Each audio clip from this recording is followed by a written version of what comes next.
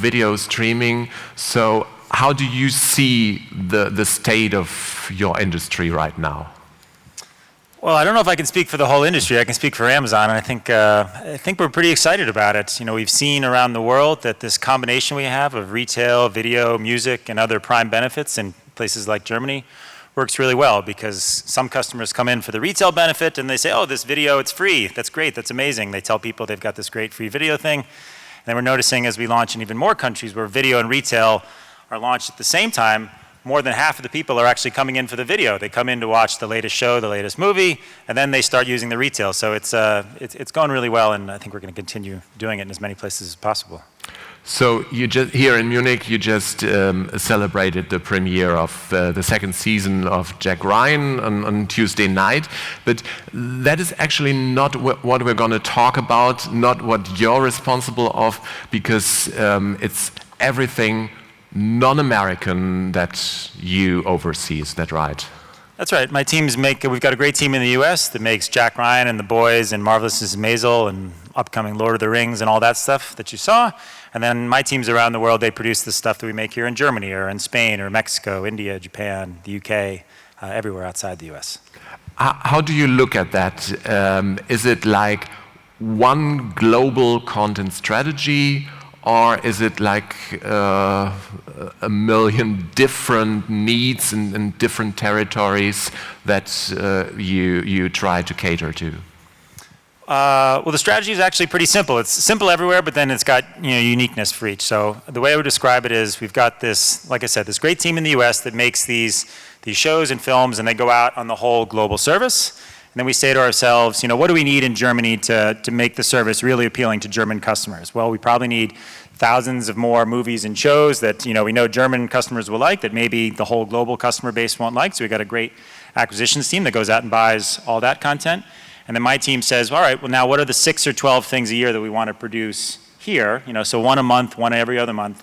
That'll be a real focus for marketing, for branding, for customer acquisition, customer retention. So in each country, those 6 or 12 things is very different. The 6 or 12 that we'll make in Germany are very different than they are in Japan or in India or in Mexico. But we think those are some of our best chances to bring those new people in. In your first sentence, you said thousands of movies and shows for Germany. May I take you literal there? Sure, yeah. The number of video pieces, I'm not sure how many it is in country by country, but it's in the thousands, the number of things that are available to watch on Prime Video here in Germany. So, yeah, there's a team that's responsible for bringing that in. But that doesn't mean local content, right? In every country the balance varies based on what the customers are watching. So if here in Germany customers are clicking on a lot of US movies, I'm sure the acquisitions team will go out and find even more US movies. If they're clicking on local German shows, they'll go out and find more of those. No, but just to be clear, that's what was included in your thousands. That's right. Yeah, not productions on the ground. No, production on the ground is just the 6 or 12 a year. Yeah.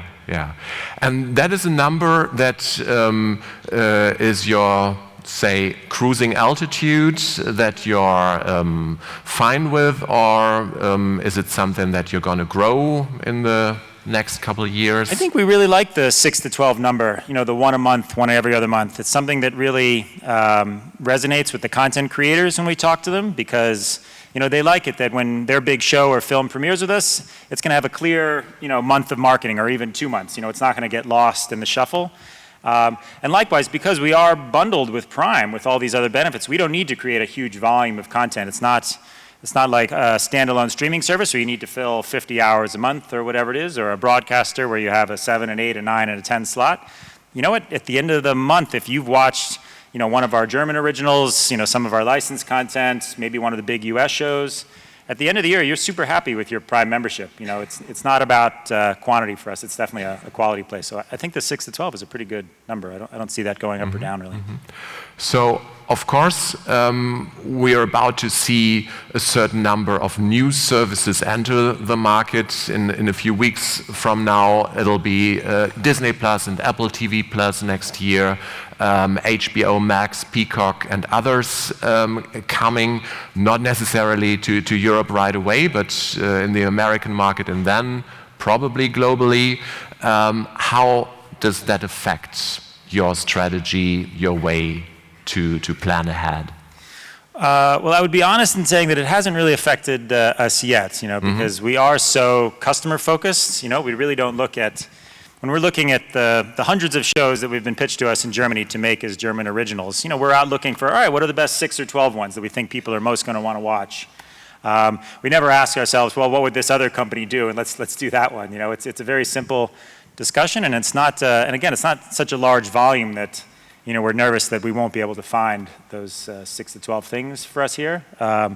So right now, I like where we're at. I'm sure those services will come in. They'll do wonderfully, if they do the same as we are and they focus on the customer and not on us, But what all of you guys are facing, of course, and increasingly so, is this so-called war for talent. I mean, top talent is something that is scarce and highly paid, and the figures that we keep hearing and reading are immense, and there is only so much good content out there. So if not directly, like strategy-wise, that is certainly something that I guess you must feel. Yeah, maybe in the future. I mean, I've spent the week here with the team meeting a lot of creators here, and so far everybody's super keen to hear what we're interested in doing together. And the discussions never really veer off into, well, I'm thinking about doing this with somebody else. It's so far it's been a great experience here and elsewhere, and I'll let you know next year if that's changed or not. Right? Okay, deal. After a couple of days here, what's your impression, your take on the German market specifically? I think we have huge potential. I would say, if I would say one thing that has really differentiated the meetings I've had here, it's about the 3rd time I've been in Germany this year, is everywhere I go, people ask, what are you looking for? What are those 6 or 12, kind of shows? Are they dramas? Are they variety shows? Are they films? Comedy, action? What is it? And I say, well, it varies. It depends. What do we think is really going to stand out on the service? And as I answer the question, I notice that 99% of the time nobody's really listening. They're just they ask the question and then they go on pitching whatever they were going to pitch, regardless. But in Germany, that's not the case. Okay, yeah, but generally, is that a good thing or a bad thing? Oh, it's a bad thing. I mean, it's always bad, of course, if people don't listen to you. They should, but I mean, certain ideas might come up that you didn't even look for, and they still might be great. Well, I'll give you an example. So if we say in the unscripted space, we're looking for stuff that's different than what the customers have seen before. Yeah. So if on TV there's a bunch of shiny floor, dancing competition, singing competition shows, that's not what we're going to make, because somebody's already seen that show, and even if we make a new version of it, that's not going to be the best use of one of our 6 or 12 things. We're looking for something that's different. So it's a bad thing if I say that to somebody and then they go ahead and pitch their shiny floor music show anyways. Whereas in a country like Japan, nobody makes shiny floor, big reality competition shows. So we were really looking for something to drive female audience. So we made The Bachelor, because it wasn't being done. It wasn't an also. It was the thing that was different. Even though in a lot of countries it's more of the standard fare. Yeah, we'll come to that in a minute. But back to the German market. So because I interrupted you, you were about to say that here it's different, and producers, creatives you've been talking to the past couple of days are very disciplined and listen to you. They're definitely listening. So in the first time, me and the team, we go and we tell them, hey, we're not really looking for. I use the unscripted example. I would give a drama example now. We said we're not really looking for something like a CSI, a Criminal Minds, a procedural, show that doesn't have a big serialized arc. That's not really what we're looking for. And so, a lot of our partners here, they really listen, or we say we're not interested in this type of science fiction show. We're interested in this type, or we're not interested in. And the next time around, people come back and they say, all right, we heard you. How about this? How about taking the crime genre in this direction, or how about taking the fantasy sci-fi in this direction? And it's great that everybody's really keen on, learning, what's different for us than their other platforms. And I think they see opportunity because they think, they can keep on doing what they're doing with others, because we're not interested in doing that. We're really looking for something that's a little different and unique. So. So it's a new opportunity. But content-wise, it's a pretty broad approach, isn't it? Like we saw Kristall, the stand-up comedian in that reel, who's already on the platform right now. The first two drama originals, like produced by Amazon Studios, here are Bibi and Tina on the one hand, Wir Kinder vom Bahnhof Zoo on the other hand. So that's like pretty a big difference. A wide variety. Yeah, yeah. I would say, people always laugh when I say the word customer so much. But you know what? We're very curious what customers here and elsewhere want to watch, right? So you're right. It's a Beat, it's a You Are Wanted, it's a Bibi and Tina, it's a Kristall. And you see how people respond. You know, which are the ones that make people sign up, which are the kind of shows and films that they finish.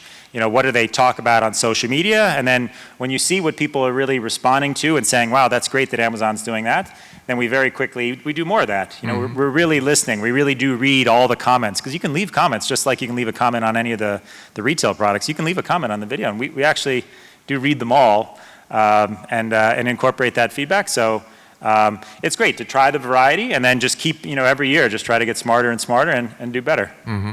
We should mention, by the way, that originally you wanted to bring your colleague Georgia Brown, who's heading European Originals, but unfortunately she got sick. She's sick in bed in London instead of on stage in Munich, unfortunately. So that's why I ask you one or two more questions about Germany specifically.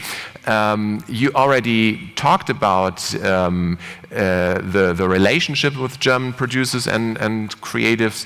Can you elaborate a little bit more, like what is your idea of an ideal collaboration? Amazon Studios as an organization, I guess, is producing increasingly itself, so... everything we do is with partners, yeah. But, I mean, that is a certain fear you can hear in the market from producers. How long are those guys going to need us as production companies?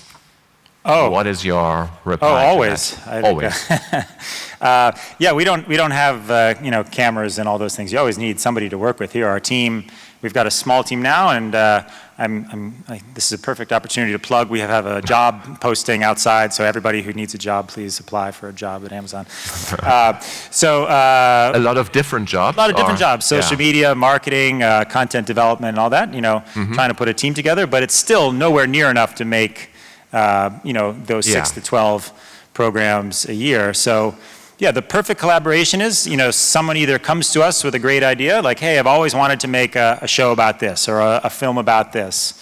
Or we go to them and say, hey, we've been looking around, nobody has proposed to us a show about this. Do you think you could make that for us? And that's how it starts. And then, you write an outline in a Bible, like, this is what we were thinking. We say, wow, that's really great. Then we go into development with them, and we spend, let's say, 6, 12 months really writing out all the episodes, all the arcs, making sure the characters are set up well for multiple seasons. And then once we all feel good about it, we greenlight it and we make it. But there's no us doing that without the other half of the equation. Okay. So before you took on this global role, you were the head of content for Asia Pacific, based over there. Is it very different in what your customers there would like to see on the platform, or is it rather like a global taste? Yeah, of course it's very different. Every country is very unique, in terms of what people want. So we just other streaming services like to tell us that it's not like a country or region-based thing, but rather like taste clusters, and someone from Germany might have the same taste as someone from Indonesia. I suppose that's true. Somebody might like the same type of crime shows and all that, but I do think that a German customer likes crime shows is different than the Japanese customer likes crime shows. Probably one has a higher proclivity for liking German crime shows, and the other one probably likes Japanese crime shows. It is different, but the strategy is the same. It's finding those standout things that we think are going to be the icing on top of the cake for what are the 6 to 12 things we want to produce in Japan. So in Japan, customers there, I think they're just so stressed and they work so hard. you know what? A lot of our slate is unscripted. It's unscripted. It's comedy based. You know, people want to laugh. They want the reality. They don't really, so far, haven't responded to our scripted dramas as much. Whereas in India, you know, there's so much unscripted on TV. Every time we've tried that, it hasn't gone as well as when we've tried the big scripted projects in India, a market which just a few years ago really only had daily soap operas and great Bollywood films. Like, there was nobody making 8 to 10 episode high quality dramas. Those have been the things that have just completely exploded for us in India. So, like I said, in Germany, we're trying a bunch of things, and we're going to, you know, move forward with what works. And in Latin America, I think we're going to show a trailer later for a show, Juego de las Llaves, which is the game of keys. Which kind of came from our strategy there, saying, all right, what do people like in Latin America? They like a lot of telenovelas, they like more romance, you know, a little more soapiness. So, you know, we tried to find an 8 to 10 episode show that we thought, you know, hit our quality bar, but also, you know, it was listening to what people want to watch there. So it is very different country by country, but the strategy is the same. You know, listen to what people want and try to do the best we can. In order to show us this international variety, you've brought us a clip with those examples you already talked about. So let's have a look, please, at the clip. Thanks.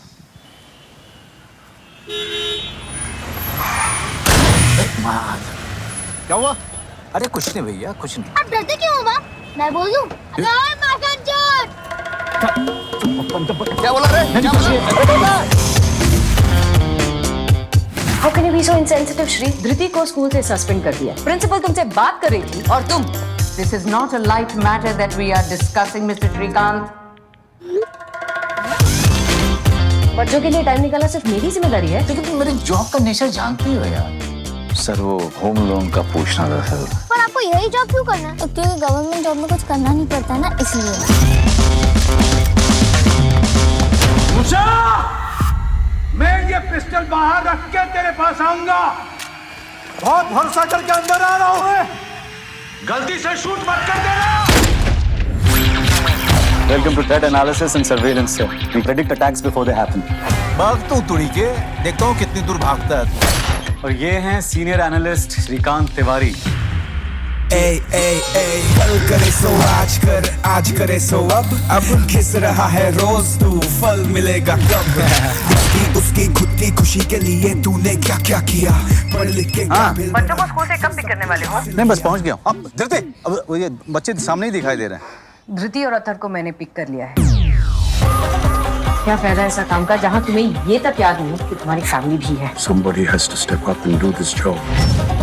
जब देश सुरक्षित है, तो हमारे परिवार सुरक्षित है, हम सब सुरक्षित हैं। अब वक्त आ गया है कि पाकिस्तान दुनिया को अपनी ताकत का एहसास दिलाए। रॉ के एक स्लीपर एजेंट ने हमें बलूचिस्तान से टिप ऑफ किया है कि कुछ बड़ा प्लान हो रहा है। This mission is called Zulfikar. हाँ जिया तो भाई तू सबके लिए, जिया तो भाई तू सबके लिए, हाँ जिया तो भाई तू सबके लिए, पर किसके लिए मरेगा? मैं सिर्फ एक बार जीतना होता है, पर हमें हर एक बार।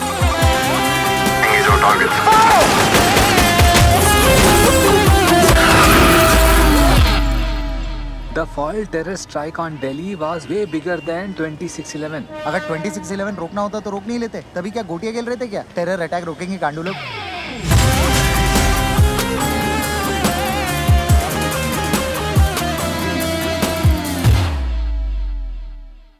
¿Por qué no jugamos un juego de las llaves? No, sí, no. Ellos no son así. No jugaron. ¿Juegan a eso todo el tiempo? Hay un mundo de placer allá afuera. Es hora de tener nuevas experiencias. Estoy lista. Sería una aventura. Eso es lo que necesitamos. Quiero intentarlo, Oscar. ¿Estás segura de que no te pondrías celosa? Quiero algo para mí. En este juego no existen las reglas. Tú llaves mi cuerpo a reto. 見始めたら戻れない婚活サバイバル番組「バチェラーシーズン3」完璧なスペックの独身男性バチェラーをセレブ婚を狙う20人の美女が奪い合う。大体私が1位だから。エスカレートする感情、調子乗ってますね。嫉妬、男に待たされたことなんかないので。プライド、色仕掛け、むき出しになる女性の本性、やだ。翻弄されるバチェラー。真実の愛を見極めることができるのか。台本なし予測不能の75日。最後に選ばれるのは誰だ。人間むき出し婚活サバイバルバチェラーシーズン3 9月13日配信スタート。作戦騙されてた。 We keep hearing different answers from different streaming services as to how important it is that an Indian original, a Mexican original does elsewhere. So what is your take on that? Do you have this always in mind, that it has to like appeal to your customers in Germany, in France as well? Well, the starting point is, of course, the reason you make 10 shows in Germany is because you really want to use those to, to satisfy the German customer base. But of course, you do want them to travel as well. It was something we argued a lot about a couple years ago, where you would say, should we make this more global, or should we have it focused on the local audience? But then something surprised us, which was the shows that we were making more local, a show about Indian weddings, or even Marvelous Mrs. Maisel in the US. Those have actually been the ones that traveled the best. People don't want a bland Euro soup type show, or whatever, the concoction you try to do to piece together a global audience. If you make a Marvelous Mrs. Maisel with this very specific storyline, taking place in New York in the 60s, you know what, that's our most pirated show in China. Like, who would have thought that? And the Indian one I referenced, it's called Made in Heaven. It's a great show, and that's one of our most watched shows outside if it's home country anywhere. So I think that's been solved for us a little bit. Now we can really just focus on, let's make an awesome show here, and I think then it'll travel. We don't have to overthink putting in a French actor or a Spanish one or something like that just to try to. So last question, and Bachelor gave me the perfect segue for that. How is your relation towards classical linear television? A couple years ago, some of your predecessors at Amazon Studios said, we are nothing but complementary to traditional television. Now it seems to me from that variety that you want to replace some of it. Well, like I said, I don't think we're not doing such a huge volume. 6 or 12 originals a year here is not that huge volume, and so there's certainly a lot more hours in the day that we're not able to fill. So there's plenty of room for other broadcasters or streaming services and all that, and I do think it is quite rare that there's a show or a film that we're interested in that a broadcaster or even a Netflix or a YouTube or anybody else is interested, to be frank. Like the stuff we're looking for really is very different than what's on TV. So if The Bachelor was a hit here, we wouldn't make anything like The Bachelor. Like, we would focus on, let's make action movies. Let's do something totally different that isn't being done, and try to separate a little bit there. Do you have time for an anecdote, which I think separates? If you can do it in 2 or 3 sentences, yes. No.